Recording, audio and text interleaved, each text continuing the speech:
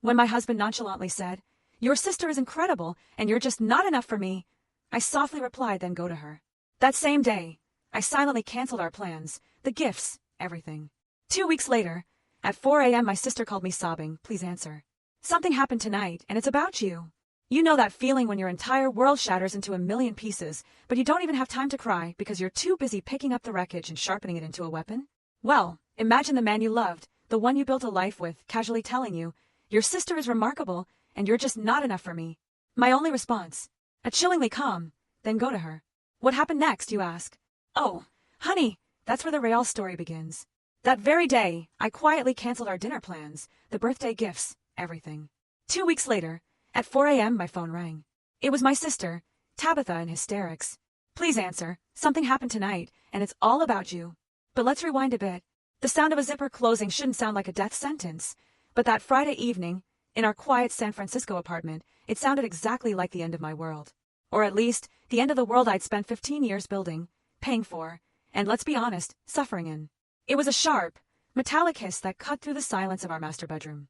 A sound that signaled the finality of a decision I hadn't even known was being made.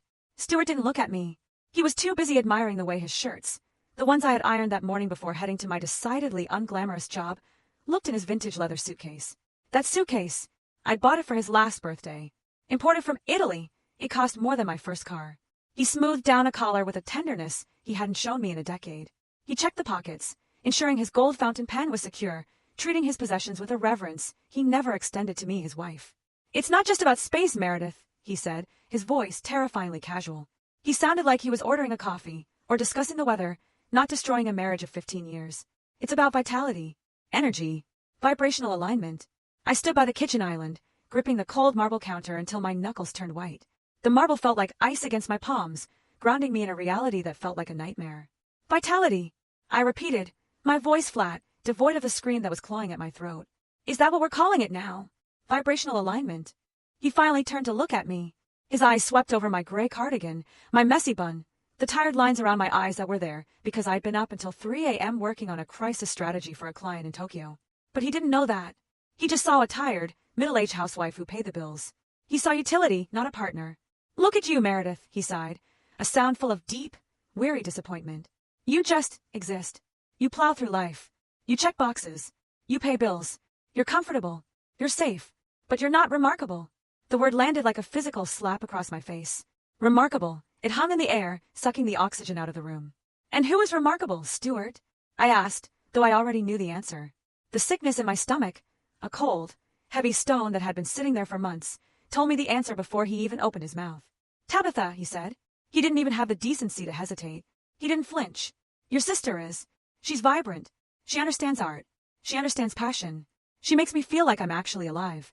She thinks I'm a genius." Meredith, when was the last time you looked at me like I was a genius? Probably before I realized I was paying for your genius's lunch every day for the last 10 years, I thought. But I didn't say it. Not yet. I held the words back, swallowing the bile. "So," I said, forcing my voice to remain steady, refusing to let him see me break. "You're leaving me for my sister." "We have a connection," he said defensively, zipping the bag shut and lifting it off the bed. "She gets me. She understands the burden of being a creative soul in a capitalist world. And honestly, Meredith, my friends, they've been saying it for years. That I settled. That I could do better. Tabitha is better. She's remarkable, and you're just not enough for me anymore." The silence that followed was heavy, filled with the ghosts of 15 years. The sacrifices. The secrets. The nights I cried in the bathroom, so he wouldn't hear because my sadness ruined his creative flow. I looked at this man. This man wearing the cashmere sweater I bought him, standing in the living room I paid for, holding the keys to the car I leased in my name. And suddenly, the crushing weight on my chest vanished. It was replaced by a cold, sharp clarity. It was the feeling of a fever breaking. "Okay," I said. He blinked, caught off guard. "Okay, you think she's better?" I said, walking to the front door and opening it wide. The hallway air was chilly, carrying the scent of impending rain. "Then go to her. Go find better. But Stuart, don't ever come back. When you walk out this door, you are walking out of my life, my bank account, and my protection." He looked at me with a mix of confusion and pity. He probably expected tears. He expected me to beg, to cling to his leg, to promise I'd dye my hair, or lose 10 pounds, or start listening to his pretentious lectures about architecture with more enthusiasm. He expected the desperate Meredith he had trained me to be. "I'll send for the rest of my things," he said, puffing out his chest as he walked past me, dragging the suitcase wheels over the hardwood floor. I need to find myself, Meredith. I need to be with someone who matches my level. Goodbye, Stuart, I said. I closed the door. I locked the deadbolt. I leaned my forehead against the cool wood and listened to his footsteps fade down the hallway. Click, clack, click, clack. Then the elevator dinged. Then silence. He was gone. My husband of 15 years was gone to sleep with my little sister. I didn't cry.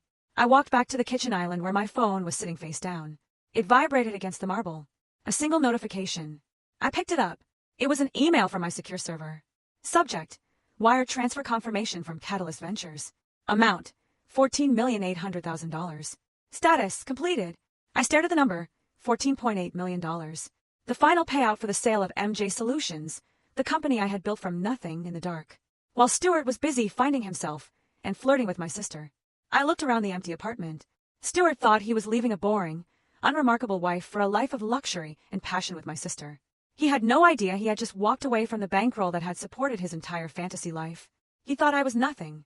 He was about to find out I was everything. Before I tell you how I destroyed his ego piece by piece, I want to say thank you for being here. I'm sharing this because I know I'm not the only woman who has been underestimated. If you are watching this from your kitchen, your car, or your office, let me know in the comments which city you are tuning in from. I love seeing how far our community reaches. Now, to understand why I let him treat me like a doormat for so long, you have to understand Tabitha. You have to understand the Thanksgiving that changed everything.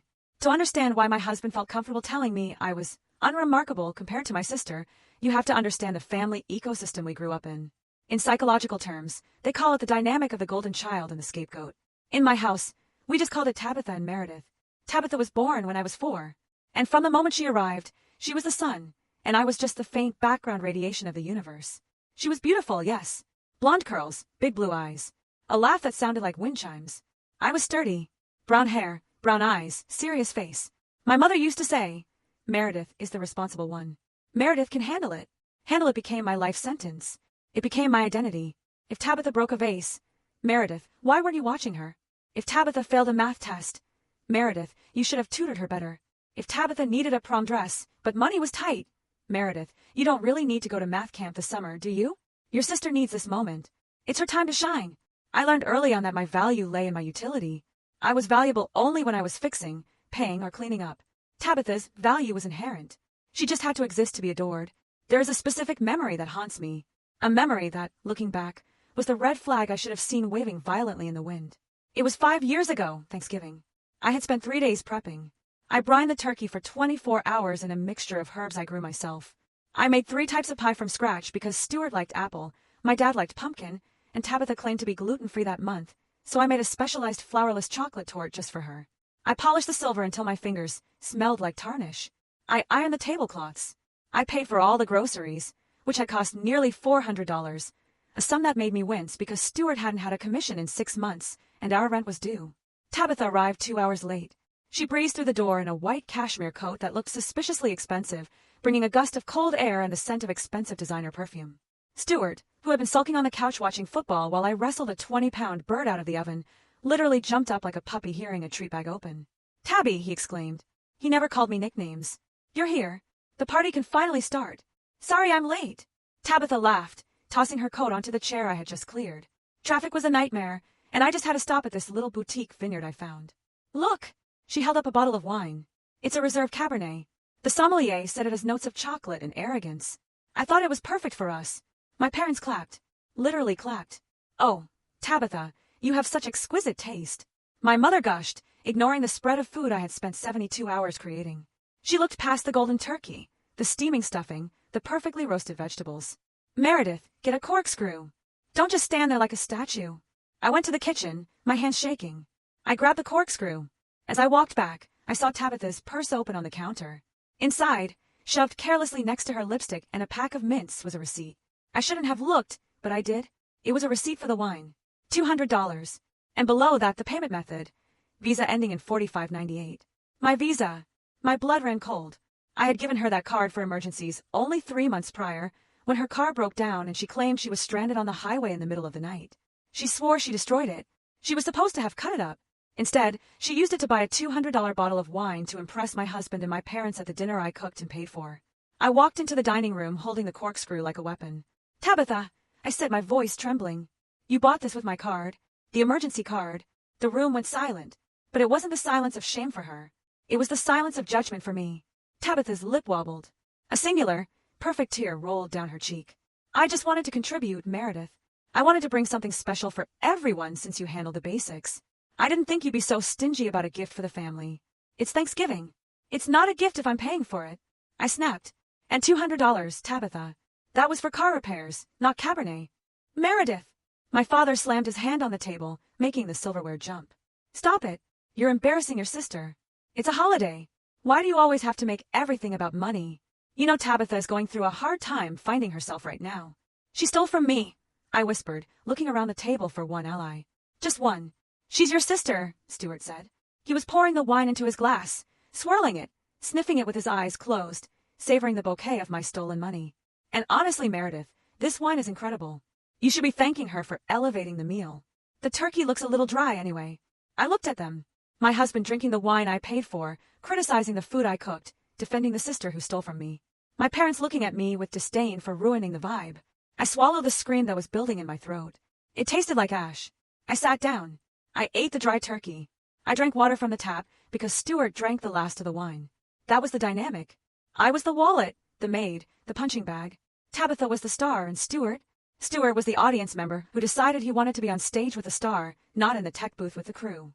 But what none of them knew, what I kept hidden deep inside, was that while they were playing these petty games, I was building something real. Something that would eventually give me the power to buy and sell all of them. But first, I have to tell you how I met Stuart, and how I let a mediocre man convince me that I was the lucky one. 15 years ago, I wasn't a secret millionaire. I wasn't a CEO.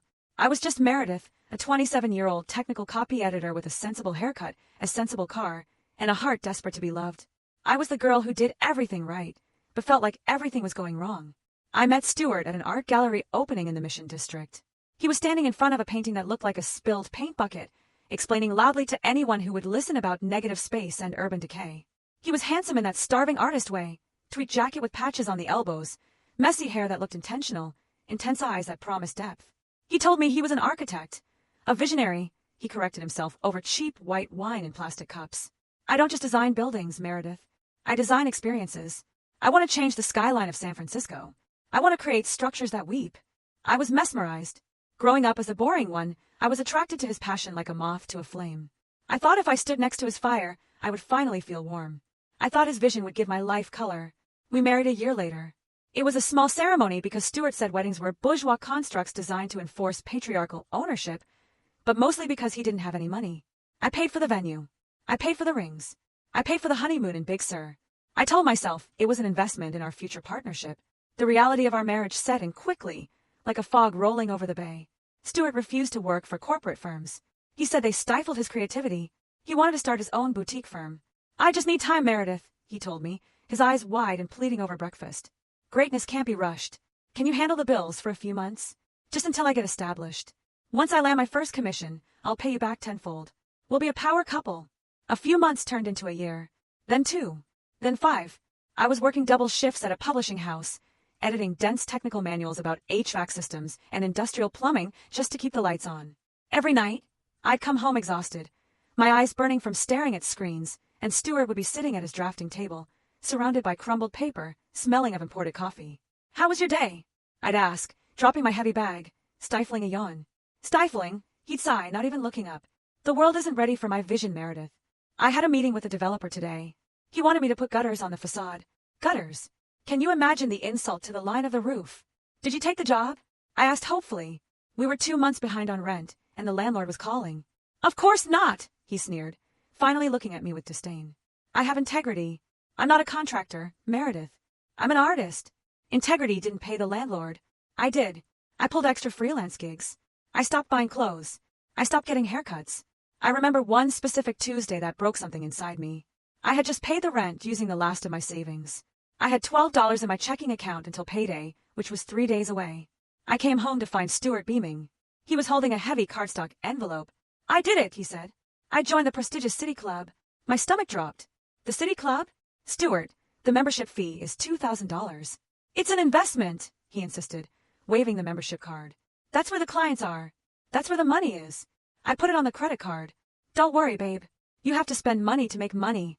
We didn't have a joint credit card, or so I thought. He had taken out a card in my name, forging my signature on the application because his credit score was non-existent. I sat on the floor and cried. I cried for the money, but mostly I cried for the betrayal. "Oh, come on," he said, rolling his eyes as he stepped over me to get a glass of water. "Don't be so dramatic. You're always so anxious about money. It's unattractive. It kills the vibe. You need to have an abundance mindset, Meredith. You manifest poverty with your worry. An abundance mindset. That was rich coming from a man who hadn't contributed a dime to the household in 3 years. But I stayed. Why? Because every time I thought about leaving, I heard my mother's voice. Meredith is the responsible one. Meredith can handle it. And because Stuart was an expert at crumbs. Just when I was about to break, he'd sketch a beautiful picture of me, or bring me a single wildflower, and tell me I was his rock. "I couldn't do this without you," he'd whisper into my hair. "You make my art possible." I clung to that. I made myself small, so he could feel big. I constructed a shield around his fragile ego, because I thought that was what a good wife did. But the breaking point for my career, the moment that changed my destiny, didn't happen at home. It happened at the public library, where I went to work on weekends just to get away from Stuart's heavy sighs. I was sitting at a communal table, editing a disaster of a manuscript, when a woman sat down opposite me. She was crying, not loud sobbing, but silent, terrified tears. She had a laptop open, and on the screen was a news article about a local tech startup CEO who had just tweeted something incredibly offensive and was currently being destroyed on the internet. I recognized the company. I recognized the PR disaster. And without thinking, I slid a box of tissues across the table and said, "He shouldn't delete the tweet. If he deletes it, he looks guilty. He needs to issue a video apology, but not from his office. From his living room, wearing a blue sweater to look trustworthy. And he needs to donate to a specific charity within the hour." The woman looked up. Her mascara was running down her cheeks. "Who are you?" "I'm nobody," I said. "Just an editor. But I know how to fix broken stories." That woman was Jocelyn. She was a terrified junior PR assistant for that tech CEO. She took my advice. She called her boss. They did exactly what I said. The stock price stabilized by Monday morning. Jocelyn found me at the library the next weekend. She slammed a check onto the table. "You saved my job," she said. "And my boss wants to pay you a consulting fee. $5,000. $5,000. That was 3 months of rent." But Jocelyn lowered her voice, leaning in, her eyes shining with ambition. "He has friends. Messy friends. Rich friends. They make mistakes, and they need people like you who can see the narrative and fix it. Meredith, I think we can build a business." That was the birth of MJ Solutions, and it was the beginning of my double life. When I brought home that first check for $5,000, my first instinct was to run to Stuart. I wanted to wave it in the air like a flag. I wanted to say, "Look, I'm valuable. I'm smart. I'm not just a drudge who edits HVAC manuals." But as I walked through the door, the air in the apartment was thick with tension. Stuart was pacing the living room, kicking at the rug. "They rejected the proposal," he spat out before I could even take off my coat. "Philistines. They went with some cookie-cutter firm because they were safer. I'm too avant-garde for the city, Meredith. I'm casting pearls before swine." He kicked the leg of the sofa, so hard the lamp rattled.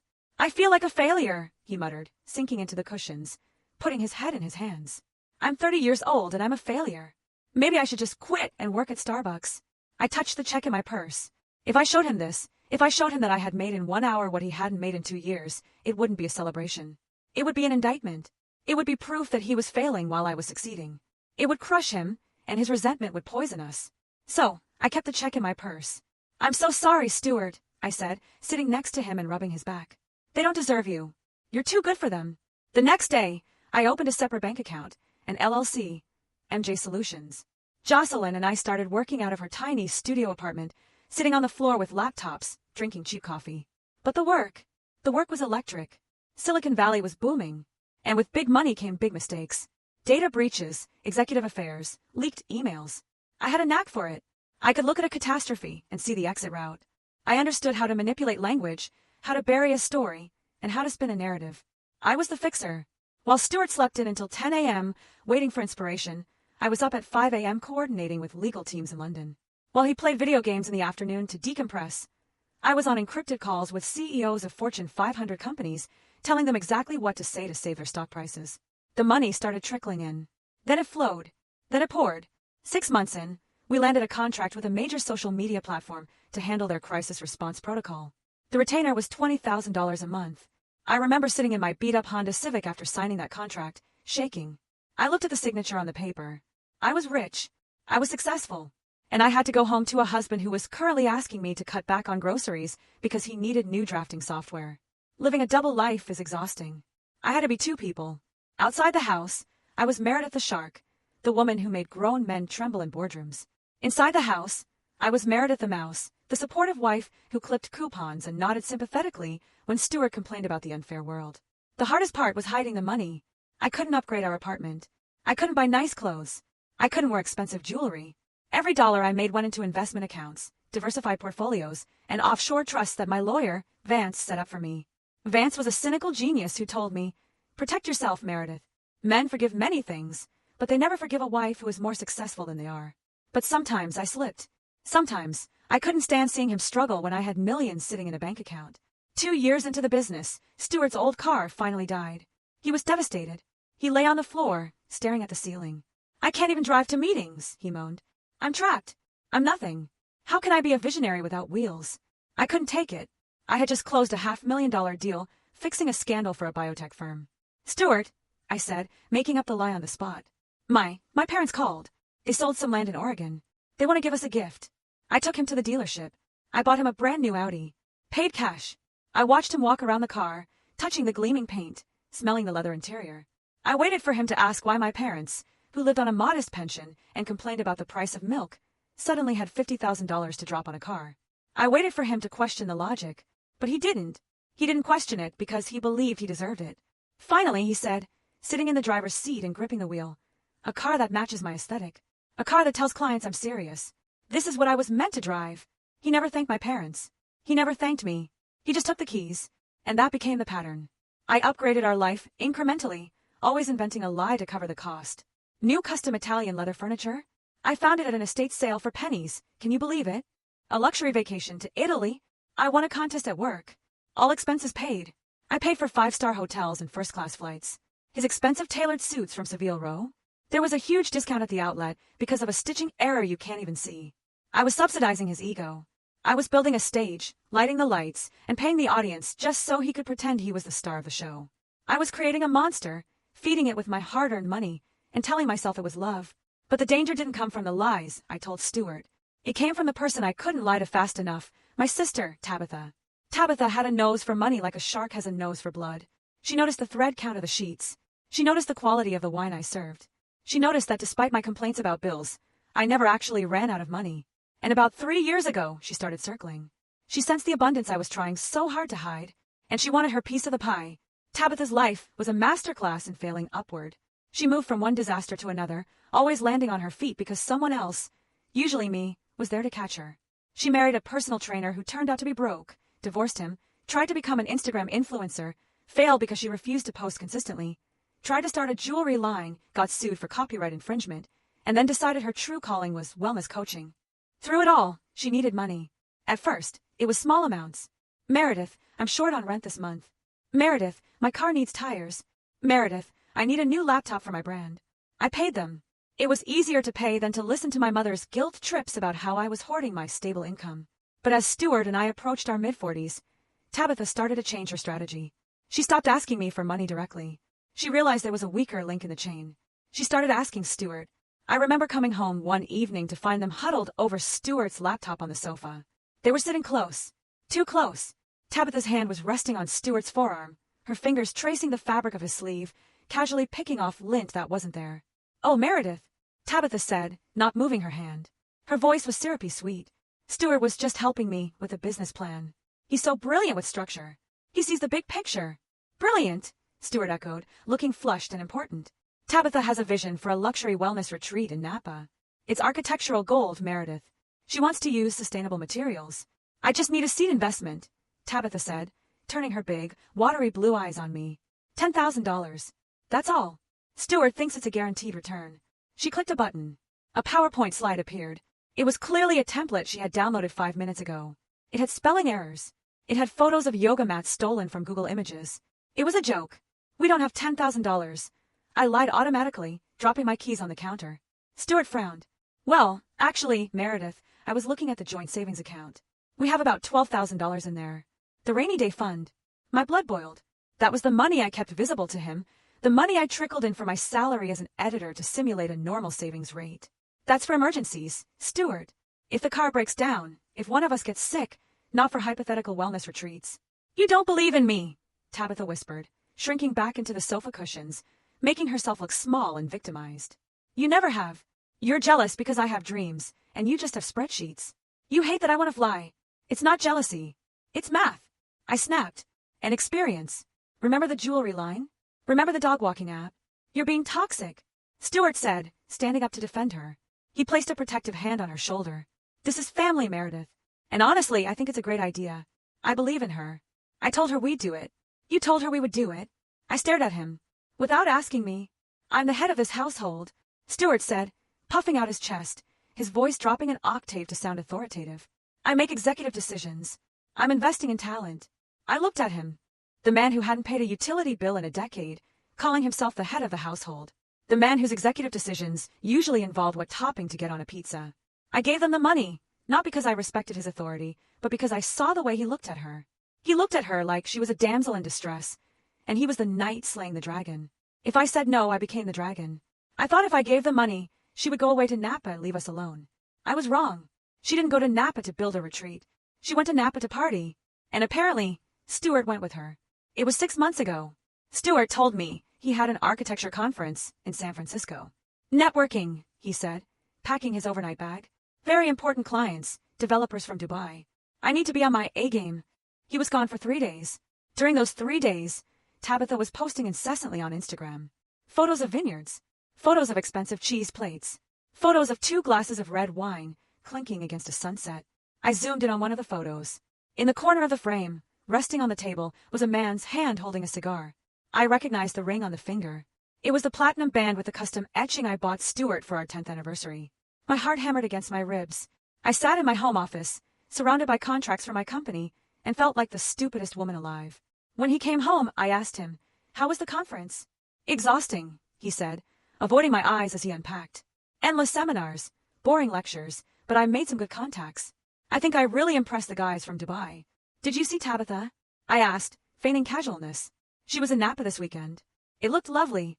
He froze for a fraction of a second. "Just a glitch in the matrix." "No," he said, turning his back to me to hang up a shirt. "Why would I see her? I was in the city, Meredith." "You're paranoid. You always try to connect dots that aren't there." He pulled a receipt out of his pocket and tossed it on the table. It was a parking stub from a San Francisco garage. "See? Proof. Stop being so insecure. It's unattractive. It makes you look old." I looked at the receipt. It was timestamped for 1 hour on Friday morning. He had parked, got the receipt to create an alibi, and left. He had planned this. He had staged his lie. I didn't confront him then. Why? Because I was busy. MJ Solutions was in the middle of the most critical phase of the acquisition talks with Catalyst Ventures. I was negotiating a $14 million deal. I was working 18-hour days. I didn't have the mental bandwidth to fight with a cheating husband. I told myself, just get the deal done, secure the money, protect the asset, then deal with Stuart. But I underestimated how brazen they had become. They weren't just sneaking around anymore. They were flaunting it. They were mocking me right to my face. And the climax of their cruelty happened exactly 1 week before he left me, the dinner party. It was supposed to be a celebration of Stuart's birthday. I had organized it, of course. I booked a table at Lucille, a trendy French bistro in the city that Stuart loved because the portions were microscopic and the waiters were rude, which he mistook for European sophistication. I invited his friends, a group of creatives, who all dressed in monochromatic black and complained about gentrification while sipping $20 cocktails paid for by their parents' trust funds. And of course, Tabitha. I wore a navy blue dress I had owned for 5 years. It was elegant, appropriate, modest. It was the dress of a wife who supports, not a woman who shines. Tabitha walked in 20 minutes late, drawing every eye in the room. She was wearing a red slip dress that looked more like lingerie than clothing. It was skin-tight, backless, and screamed for attention. It was a dress that said, "Look at me. I'm the main character. Happy birthday, brother-in-law," she purred, leaning in to kiss Stuart on the cheek. She lingered there. Her bright red lipstick left a smudge on his jawline. He didn't wipe it off. He wore it like a badge of honor. We sat down. I was at the end of the table near the waiter station. Stuart sat in the middle, the king of the feast, with Tabitha immediately on his right. The conversation immediately turned to Stuart's genius. Stuart was telling us about his vision for the waterfront redevelopment.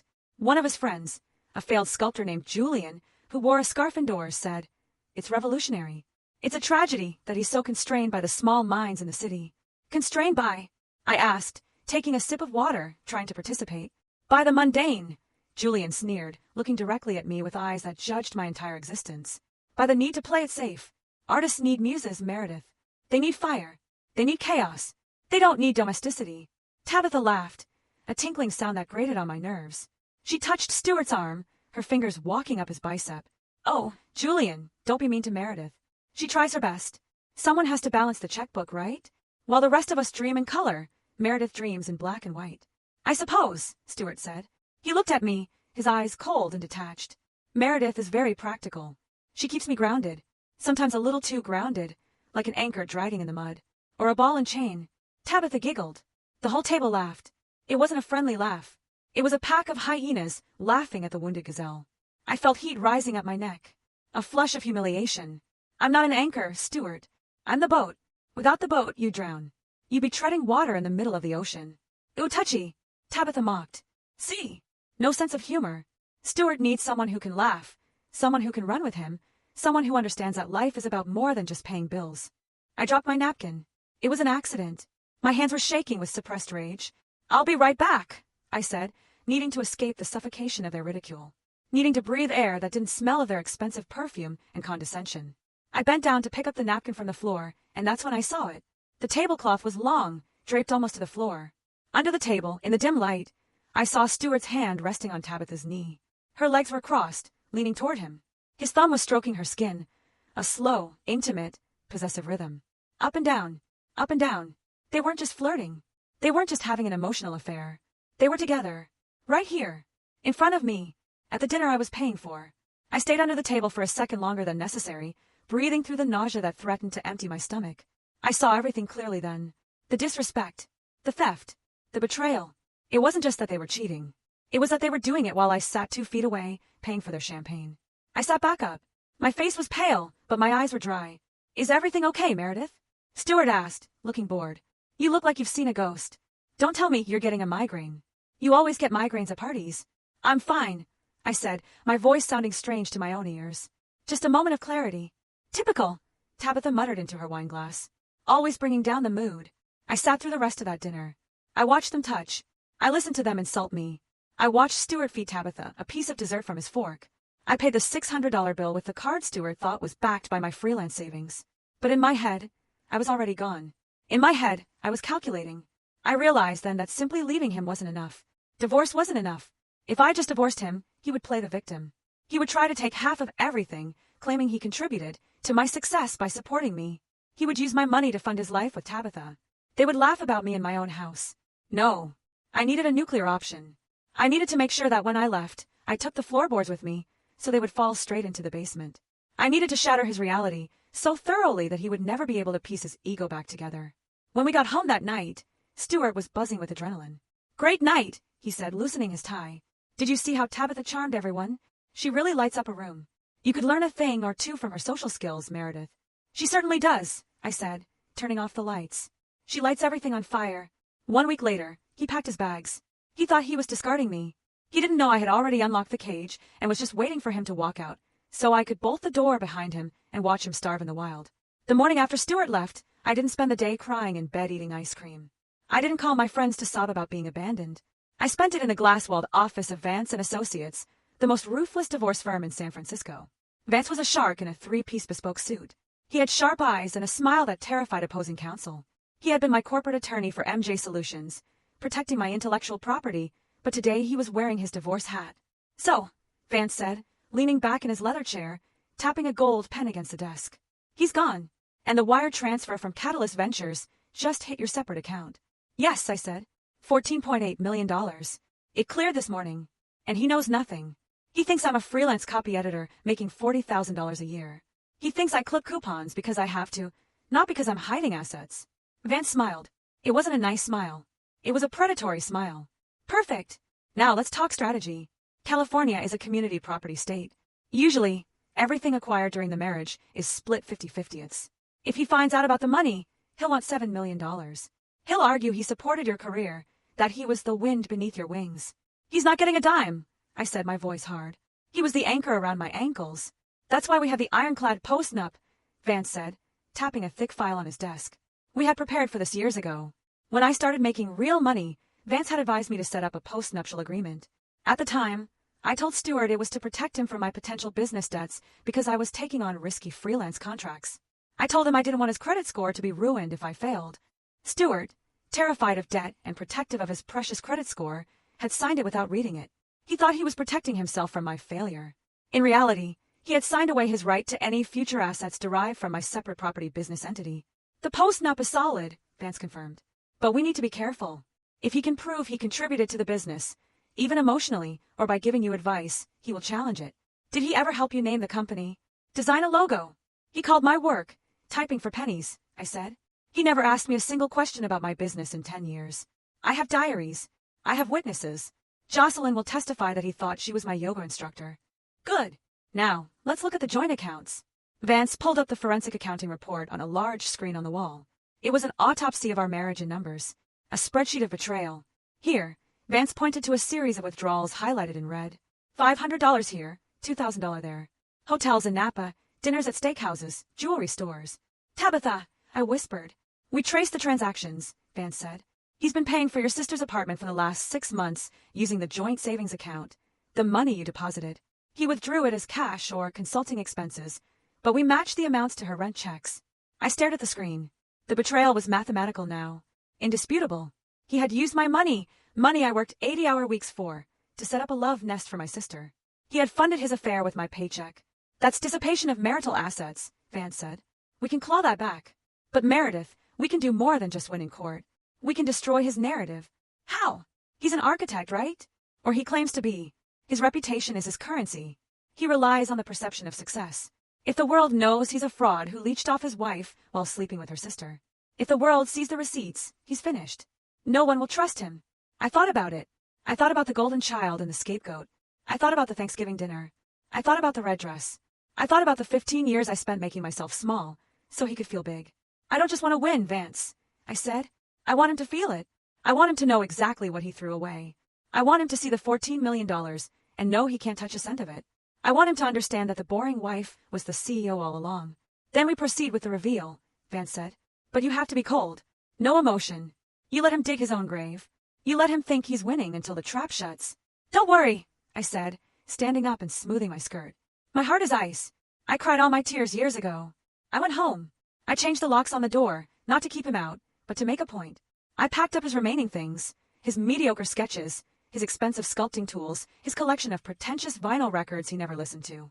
I put them in boxes by the door. I was ready for war. But first, I had to deal with the flying monkeys. In narcissistic family systems, when the scapegoat finally stops accepting the abuser sends out the flying monkeys, people recruited to guilt-trip the victim back into submission. They are the enablers, the ones who say, but it's family, to excuse the inexcusable. My mother called me 3 days after Stuart left. I saw her name on the caller ID and felt that old, familiar knot of dread in my stomach. The conditioning of 40 years is hard to break. The instinct to pick up, fix it, apologize was strong. I picked up. Meredith. My mother's voice was sharp, cutting through the line. What is this I hear about you kicking Stuart out? He called me in a panic. He left me, Mom, I said calmly, putting the phone on speaker as I poured myself a glass of expensive wine. Wine I didn't have to hide anymore. He packed a bag and left. He's with Tabitha. I waited for the outrage. I waited for her to say, My God, your sister did what? That's horrible. Are you okay? Instead, there was a long sigh. A sigh that implied I was the problem. Oh, Meredith, you know how Tabitha is. She's impulsive. She feels things deeply. She follows her heart. She doesn't think about consequences like you do. She's sleeping with my husband, Mom. Well, it takes two to tango, she snapped. Stuart called me. He sounded devastated. He said you were cold. He said you drove him away with your lack of warmth. He said he found comfort in Tabitha because she understands his artistic soul. He said you made him feel small. His artistic soul. I laughed. A harsh, jagged sound that startled me. Mom, he's a 45-year-old man who hasn't paid a bill since 2010. He's a leech and Tabitha is a thief. Don't speak about your husband that way. And don't speak about your sister that way. Look, this is a mess, but we need to handle it like a family. Tabitha called me, too. She's crying. She says she loves him. She says they are soulmates. She says they finally found happiness. I don't care what she says. Meredith, listen to me. You are the strong one. You always have been. Tabitha is fragile. If you make a scene, if you divorce him and make this public, it will destroy her reputation. She's trying to build her wellness brand. She can't handle a scandal. So you want me to do what? Stay married to him while he lives with her? Keep paying his bills? No. Don't be ridiculous. But maybe you could support them for a while. Just until they get on their feet. Stuart says he was cut off from the bank account. He can't even buy groceries. You have that steady job. You can afford to help them. Be the bigger person, Meredith. Do it for the family. Do it for me. I'm getting old. I can't handle the stress. The room spun. My mother was asking me to fund my husband's affair with my sister because I was the strong one. Because I was the wallet. She was protecting the golden child, even as she destroyed the scapegoat. Something inside me snapped. It was the final tether that held me to my biological family. The last thread of guilt, severed. No, I said.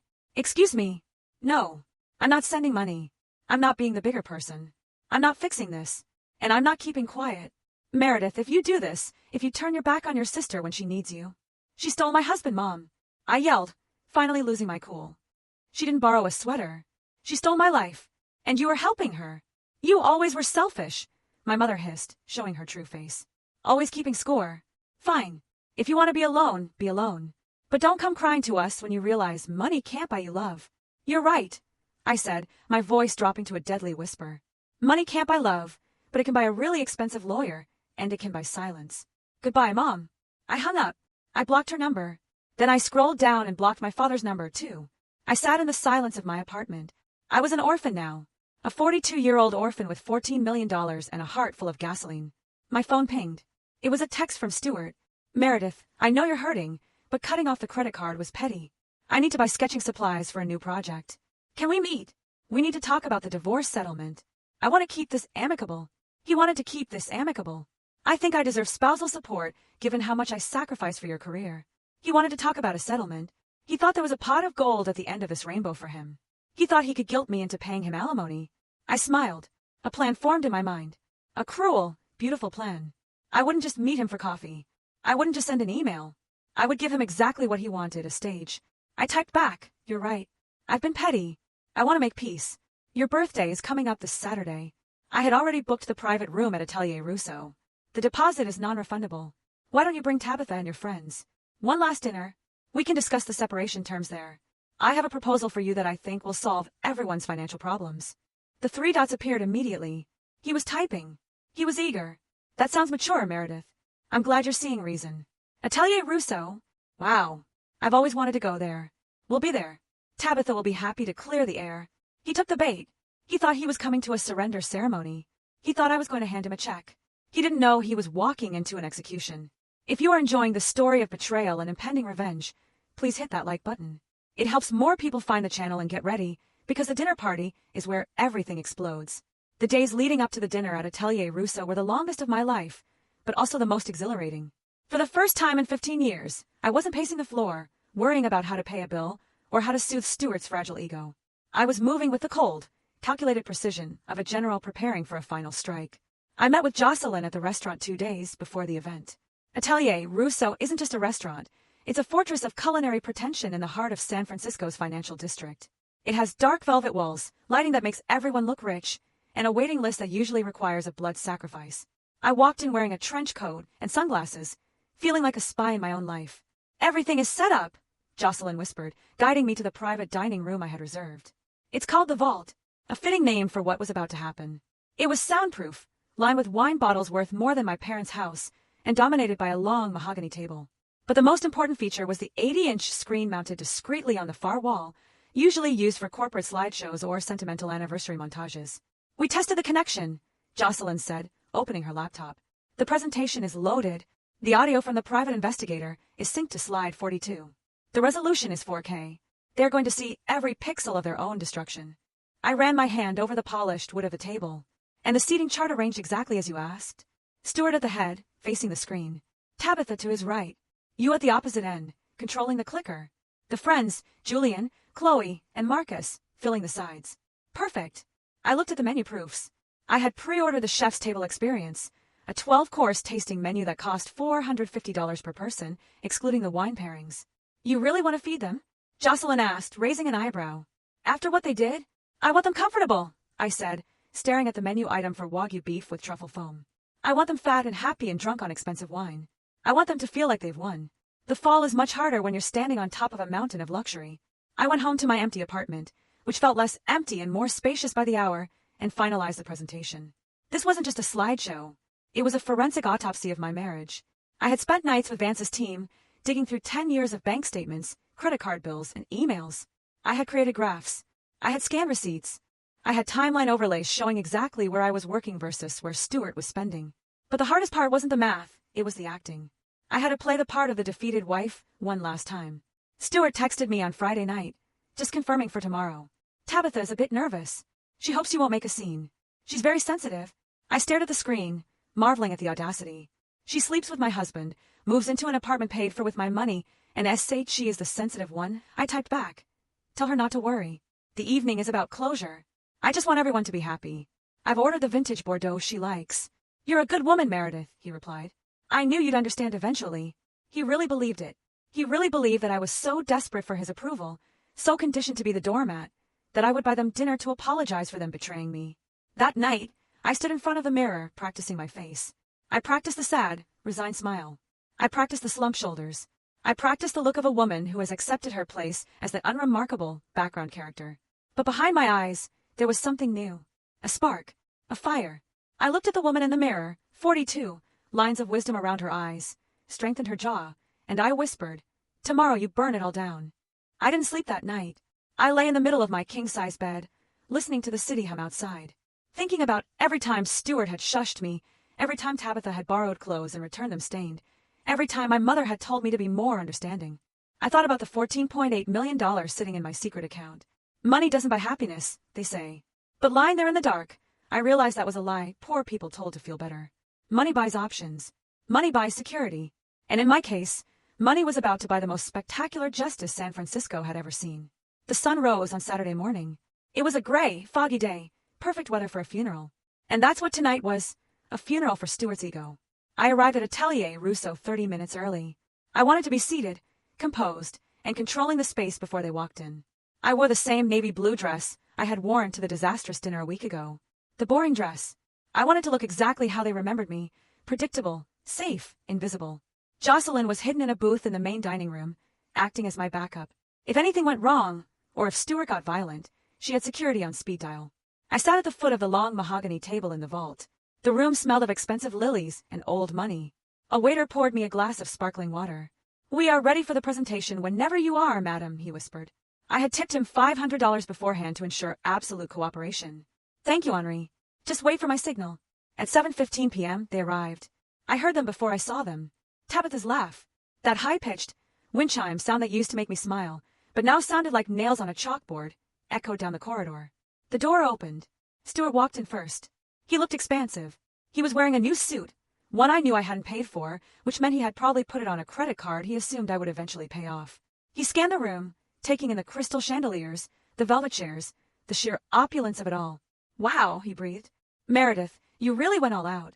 Tabitha slinked in behind him. If her dress last week was inappropriate, this one was a declaration of war. It was white, a white lace, strapless cocktail dress that looked disturbingly bridal. She was clinging to Stuart's arm with both hands. Behind them trailed the flying monkeys. Julian, the failed sculptor, Chloe the poet who lived off her parents, and Marcus, Stuart's college roommate, who had always looked at me like I was the help. Hi, Meredith, Tabitha said, her voice dripping with faux sweetness. She didn't let go of Stuart. This place is insane. I can't believe we got a reservation. You must have called in a serious favor. I pulled some strings, I said softly, gesturing to the seats. Please sit. Happy birthday, Stuart. Stuart tipped the seat at the head of the table, the power seat. Tabitha sat to his right. The friends filled in, looking at me with that specific mix of pity and contempt people reserved for the ex-wife who doesn't know when to quit. So, Julian said, unfolding his napkin. We were just saying in the Uber how mature this is. Conscious uncoupling, right? Very Gwyneth Paltrow. Something like that, I said. It's good that you're accepting reality, Meredith. Chloe chimed in, reaching for the breadbasket. Stuart and Tabitha, their energy is just undeniable. It's quantum physics. You can't fight physics. No, I agreed, gripping my water glass under the table. You certainly can't fight physics. Or math. The sommelier arrived to pour the first course pairing, a crisp champagne. Stuart and Tabitha toasted, raising her glass high. To new beginnings. To following your heart. And to leaving the past behind. She looked directly at me when she said the past. To Stuart, the table echoed. Stuart beamed. He looked like a king holding court. He looked at me down the length of the table with a benevolent smile. Thank you, Meredith, he said. Really, this means a lot. I know things have been rocky, but I'm glad we can be civilized. I want us to be friends. I want you to be part of our lives. Maybe you can even help Tabitha with her business plan? You're good at the boring paperwork stuff. I almost laughed. The audacity was breathtaking. He was leaving me, sleeping with my sister, and in the same breath asking me to do her paperwork. We can talk about all of that, I said, my voice steady. But first, let's eat. I ordered the tasting menu. I think you'll love the third course. It's called Smoke and Mirrors. The dinner proceeded. I watched them eat my food. I watched Tabitha feed Stuart a bite of scallop. I watched Marcus whisper something to Julian while looking at me and snickering. They drank bottle after bottle of wine. They got louder. They got more arrogant. They forgot I was there. Or rather, they treated me like the furniture. Functional, necessary, but easily ignored. I'm thinking of expanding the firm, Stuart announced loudly during the duck course. Now that I have the right creative environment, Tabitha and I are looking at lofts in Soma. Something with exposed brick. Expensive, but worth it for the inspiration. How will you pay for it? I asked quietly.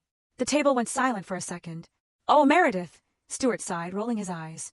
Always the bean counter. Money is energy. It flows.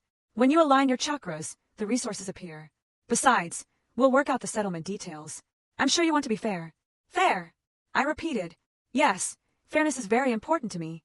By the time dessert arrived, a chocolate sphere that melted when hot caramel was poured over it, they were drunk and complacent. They were bloated with arrogance. Meredith, Stuart said, leaning back and patting his stomach. This was amazing. You really outdid yourself. It's a nice send-off. It's not quite over, I said, standing up. The room quieted. I prepared something, I said, walking toward the wall with the screen. A little presentation. Since we're all here.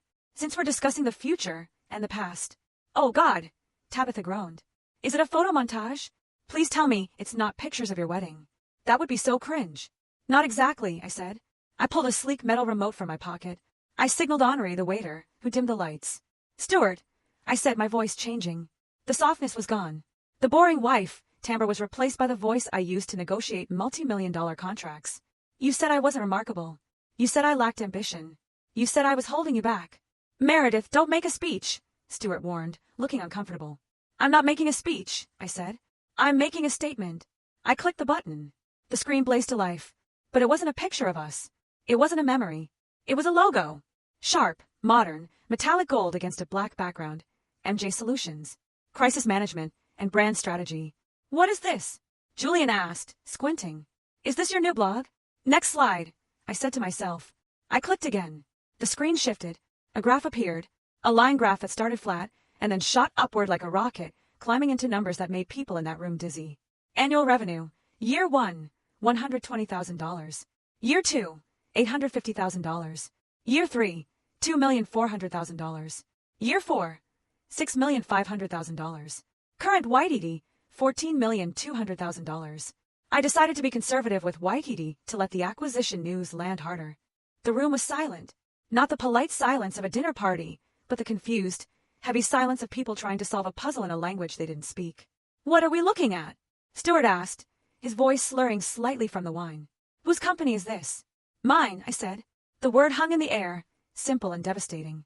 Tabitha let out a high, incredulous laugh. Yours, Meredith? You edit HVAC manuals.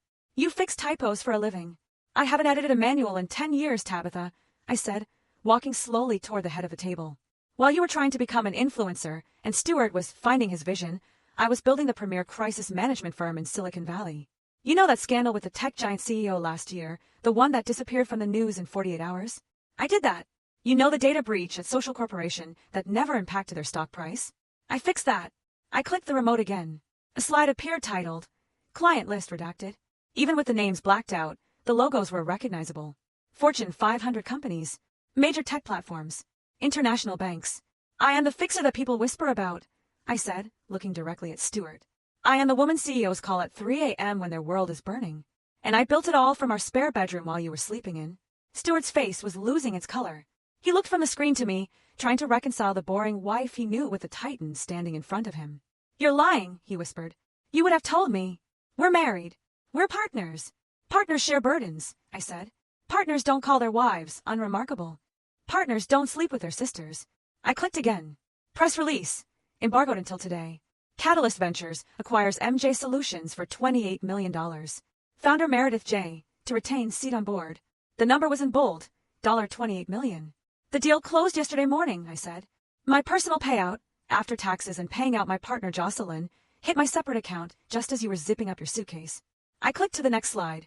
A screenshot of my bank account balance. Available balance, $14,842,000. The collective gasp in the room was audible. Julian dropped his fork. It clattered loudly against the china.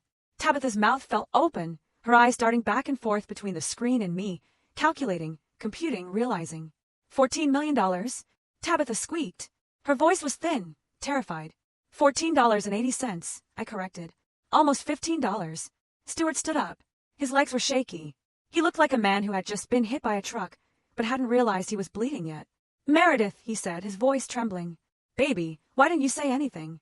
This is amazing. We're rich. We can the firm. The loft. He took a step toward me, his hands reaching out, his face transforming from confusion to a desperate, greedy hope. I knew you were special. Deep down, I always knew you had this hidden depth. That's why I pushed you. I pushed you to be great. I laughed. It was a cold, sharp sound. Sit down, Stuart. But we need to celebrate, he stammered. Champagne. Waiter. More champagne. My wife is a genius. I said sit down, I barked. The command cracked like a whip. He sat. You think this is for you? I asked, gesturing to the screen. You think this money is ours, Stuart? I clicked again. Postnuptial agreement. Any assets derived from MJ Solutions LLC are the sole and separate property of Meredith J. The document appeared on the screen, magnified. His signature was at the bottom. You signed this 7 years ago, Stuart. You didn't read it because you were too busy worrying that my little freelance hobby would ruin your credit score. You signed away your right to every single cent. No, he whispered. That's not legal. I didn't know. It's very legal, I said. And Vance is very expensive. But that's not the best part. The best part is the next section. I leaned in, placing my hands on the table, looming over him. You see, Stuart, I was willing to share. For a long time, I was planning to surprise you. I was saving it for our anniversary. I was going to buy you that firm you wanted. I was going to give you everything. I saw the pain in his eyes, the realization of what he had lost. But then, I continued, you started sleeping with my sister. And worse, you started spending my money on her. I pointed the clicker at the screen like a weapon. Now, I said, let's look at the receipts. The atmosphere in the room shifted from shock to horror. The friends were shifting in their seats, looking for the exit, but the door was closed, and Henri was standing in front of it with his arms crossed. They were trapped in my masterclass. You told everyone I was stingy, I said, pacing the length of the table. You told your friends I was a ball and chain who counted every penny. Let's see where the pennies went. I clicked the remote. An Excel spreadsheet appeared. It was color-coded. Red for Stuart, pink for Tabitha. This, I pointed to a column, is the rainy day fund, the money I pretended to save from my editing jobs. In reality, I was depositing $5,000 a month into it to keep the lights on while you played architect. The rows scrolled down. March 12th. The Ritz-Carlton, Napa, $1,200. Stuart and Tabitha. March 14th. Chanel Boutique, $3,400. Handbag for Tabitha. April 2nd. Cash withdrawal, $5,000 consulting fee deposited to Tabitha's account. You stole from the joint account, I said to Stuart. You took the money I put there for our mortgage and used it to buy her a purse. I turned to Tabitha. She was pale, clutching her napkin to her chest. And you, I said, the golden child. You told Mom you were building a business. You told Stuart you needed seed money to... I clicked. Tabitha's business expenses. Sephora, $800. Revolve clothing, $1,200. VIP tickets to Coachella, $2,000. Rent for apartment in the marina for $3,500 per month. You didn't start a business, I said. You started a lifestyle on my dime. Stuart said he had it covered. Tabitha shrieked, her voice cracking. He told me he was closing deals. He said he was successful. He lied. I said simply, he hasn't closed a deal in 6 years.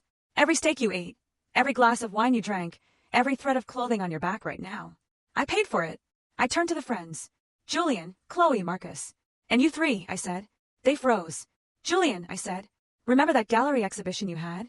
The one where you sold 3 sculptures and told everyone you were finally arriving. I clicked. A canceled check appeared. Buyer, Anonymous Trust. Amount, $15,000. I bought them, I said. Stuart begged me. He said you were depressed. He said if you didn't sell something, you'd quit art. So I bought your ugly, twisted metal scraps and put them in storage. You're not a genius, Julian. You're a charity case. Julian's face went crimson. He slumped down in his chair, looking like he wanted to dissolve. And Marcus, I continued, the loan Stuart gave you for your crypto investment? That was my bonus from the tech giant crisis.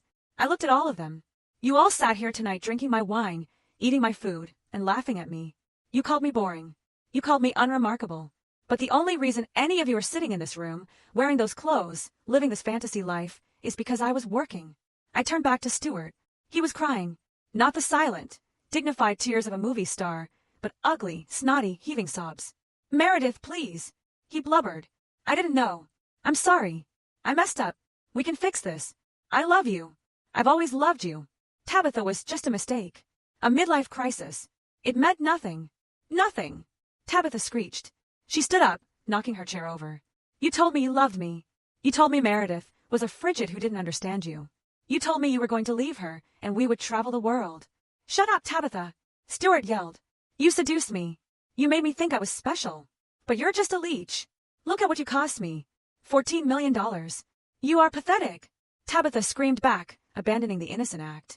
Her face twisted into a snarl. Look at you. You're a loser, Stuart. Meredith was right. You haven't made a dime in years. You drove a car she paid for, lived in a house she paid for, and bought me gifts with her money. You're not a provider. You're a parasite. And what are you? I interjected, enjoying the show. A parasite on a parasite. Stuart looked like he was going to have a stroke. His veins were bulging. He looked at me, his eyes wide and pleading. Meredith, he choked out. You see what she is. I was tricked. I was a victim here, too. Please take me back. We can go to counseling. I can change. I'll sign a new post-nup. Just don't leave me with her. Don't leave me with nothing. I looked at him. I looked at the man I had loved for 15 years, and I felt nothing. No anger, no sadness, just the mild annoyance one feels when stepping on gum. It's too late, Stuart, I said. The divorce papers are already filed. Vance served them to your lawyer this morning along with the eviction notice. Eviction? The apartment lease? I said it was in my name. I terminated it yesterday. You have 48 hours to vacate. And since you used joint funds for unauthorized expenses, Vance has frozen the remaining assets in the joint account pending litigation. So I have nothing. You have your genius, I said. And you have Tabitha. I hope you two are very happy together in whatever cardboard box you end up in. I walked over to where my purse was sitting. I pulled out a small, sleek envelope. However, I said, I'm not a monster. It is your birthday. Stuart's eyes lit up. A glimmer of hope. Meredith! I tossed the envelope onto the table. It slid across the mahogany surface and stopped right in front of him. Open it. He tore it open with trembling hands. He pulled out a piece of paper. It was the bill for tonight's dinner. Total, $6,450. Gratuity, 20%, $1,290. Total, $7,740. Status, unpaid. Happy birthday, I said. You wanted the luxury lifestyle. You can pay for it. I canceled my card on file right before I walked in. I can't pay this, he shrieked. My cards are declined. I guess you'll have to wash dishes, I said. Or maybe Tabitha can sell that handbag I bought her. I signaled Henri. They are all yours. I turned around and walked toward the door. Behind me, the chaos erupted. Tabitha was crying. Stuart was yelling at the waiter. Julian and the friends were trying to sneak out, but were blocked by security. I walked out of Atelier Rousseau into the cool San Francisco night. I took a deep breath. The air smelled of fog and the ocean. It smelled of freedom. I didn't look back. I didn't go back to the apartment. I checked into the St. Regis. I booked the presidential suite because for the first time in my life, I wasn't saving for a rainy day. The storm had passed. I took a long bath. I ordered room service, fries and a glass of champagne, and watched bad reality TV. I turned my phone off. But at 4 a.m., the hotel room phone rang. I woke up disoriented. The heavy curtains blocked out the city lights. I fumbled for the receiver. Hello? Is that you? Please don't hang up. It was Tabitha, but not the arrogant, sneering Tabitha from dinner. This was a broken, terrified voice. She was sobbing so hard she could barely speak. What do you want, Tabitha? I asked, sitting up and turning on the lamp. It's Stuart, she choked out. He went crazy, Meredith. After you left the restaurant, they called the police because we couldn't pay. I assumed they would. They kept us there for hours. Julian and the others, they left. They just ran out the back fire exit and left us there. Stuart had to give them his watch. His Rolex. The fake one you bought him. It wasn't fake. I said. It was real. I just told him it was fake, so he wouldn't ask how I afforded it. Oh God, she wailed. He gave away a real Rolex. Focus, Tabitha. Why are you calling me? We got kicked out. We were on the street and Stuart, he just snapped. He started screaming at me. He said I ruined his life. He said I was He started throwing my clothes. He had my suitcase in the trunk. He threw them into the street. Into a puddle. Meredith, my silk tops. Tragic. And then he tried to grab me. He was shaking me. A passerby saw it and called the cops. They arrested him, Meredith. They took him away in handcuffs. He's in jail. Domestic disturbance and public intoxication. Okay, I said. And I'm alone, she wailed. I'm on the street. It's freezing. I have nowhere to go. My apartment key, it was in Stuart's pocket. The police took his personal effects. I can't get into my place. And you stopped paying the rent, so the landlord changed the code anyway. That sounds like a series of unfortunate events, I said calmly. Meredith, please. I'm your sister. I'm sorry. I'm so sorry. I was jealous. I just wanted what you had. Please, can I come to your hotel just for one night? I'm scared. I listened to her cry. I remembered being 4 years old and giving her my favorite toy because she was crying. I remember being 16 and taking the blame when she crashed Dad's car. I remember the Thanksgiving dinner. I remember the text messages calling me a ball and chain. Tabitha, I said, do you remember when you called me unremarkable? I didn't mean it. Yes, you did. And you were right. The old Meredith was unremarkable. She was a doormat. But the new Meredith? She's very remarkable, and she's very busy sleeping. Meredith, you can't leave me here. Call Mom. I said.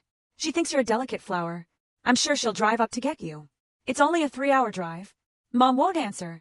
It's 4 a.m. Then I guess you'll have to figure it out, I said. You wanted Stuart? You have him. He's in a cell at the county jail. Go wait for him there. Visit hours start at 9. Meredith, that's rich to you, I said. I hung up the phone.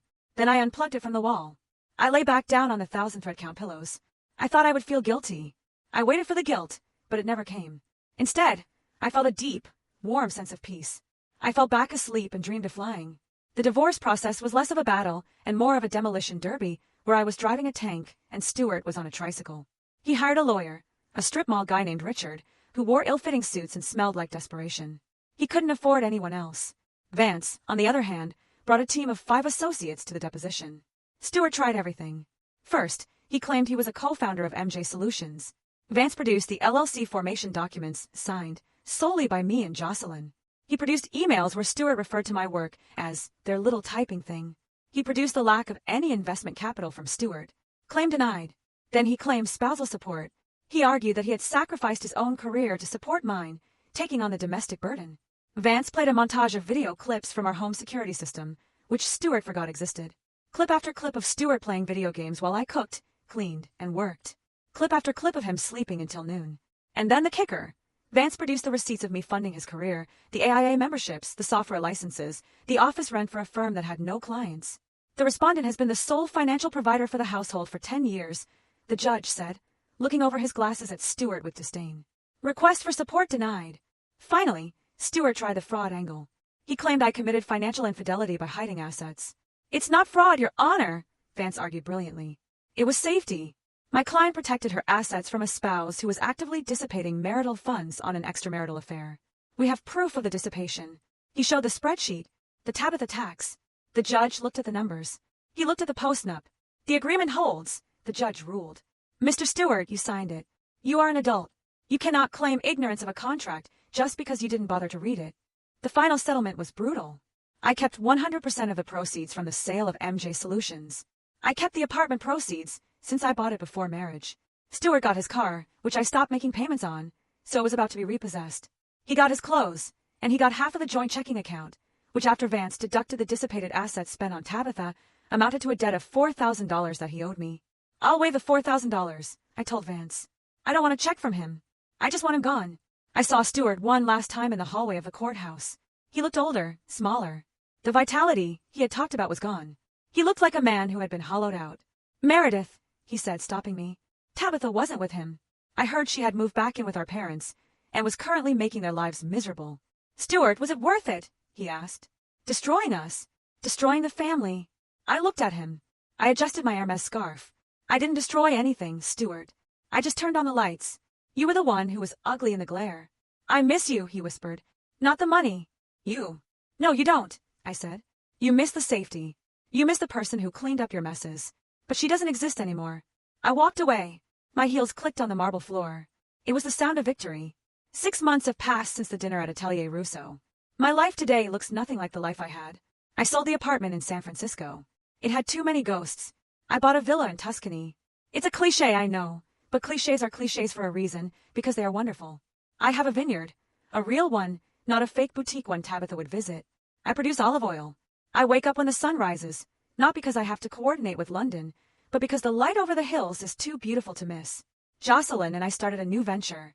It's a foundation that provides grants and legal aid to women trapped in financially abusive relationships. We call it the Phoenix Project. We help women build secret funds. We help them plan their exits. We help them find their remarkable. I haven't spoken to my parents. I heard through the grapevine that Tabitha is still living with them. They are miserable. Tabitha refuses to work, claiming she has trauma from the divorce, even though we weren't the ones married. She spends her pension. My mother complains to anyone who will listen about her heartless eldest daughter. But I know she secretly misses the checks I used to write. Stuart is living in a studio apartment in Oakland with 3 roommates. He works at a drafting supply store. I hear he tells people he's a consultant between projects. Some lies never die. As for me, I'm dating. His name is Mateo. He owns the vineyard next door. He doesn't know exactly how much money I have, and he doesn't care. He brings me flowers, not because he messed up, but because they are blooming. He asks me about my thoughts, not my bank account. Last week, we were sitting on my terrace, drinking wine by wine. You have a fire in you, Meredith, he said, tracing the line of my jaw. It's quiet, but it's fierce. It's remarkable. I smiled. I didn't flinch at the word this time. Yes, I said. I suppose I am. Looking back, the most painful part of this journey wasn't the betrayal itself. It wasn't the cheating or the theft. It was the realization that I had participated in my own erasure. For 15 years, I dimmed my light so Stuart wouldn't be blinded. I made myself smaller so Tabitha wouldn't feel crowded. I accepted the label of unremarkable because it was safer than being threatening. But here is the truth I learned. The truth that cost me 15 years and earned me $14 million. You cannot love someone into respecting you. You cannot pay someone into valuing you. And you cannot save people who are determined to drown, especially if they're trying to stand on your shoulders to keep their heads above water. Family isn't just blood. Blood is a biological accident. Family is behavior. Family is reciprocity. If your family treats you like an ATM or a punching bag, they aren't family. They are parasites with a shared genetic code. To the women listening to this, the ones who are hiding money in a coffee can, the ones who are editing HVAC manuals at midnight, the ones who are being told they are boring or nagging or too practical, I see you. You are not unremarkable. You are the engine. You are the foundation. And if they don't appreciate the foundation, maybe it's time to pull the floorboards out and let them see what it's like to fall. My name is Meredith. I am a CEO. I am a millionaire. I am a survivor, and I am remarkably happy. What about you? Have you ever had to draw a line in the sand with family, or deal with someone who completely underestimated you? Let me know in the comments below. I'm really curious to hear your stories.